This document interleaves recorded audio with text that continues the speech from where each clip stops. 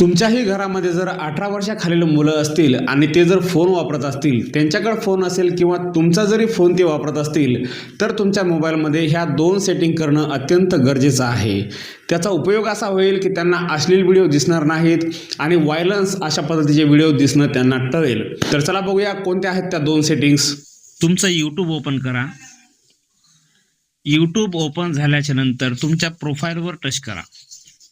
तर या ठिकाणी सेटिंगचा ऑप्शन आहे. सेटिंगमध्ये जा. सेटिंगमध्ये गेल्याच्या नंतर जनरल, तिथे गेल्याच्या नंतर या ठिकाणी रिस्ट्रिक्ट मोड असा ऑप्शन आहे, त्याला ऑन करा. सर्वात अगोदर गुगलमध्ये जा.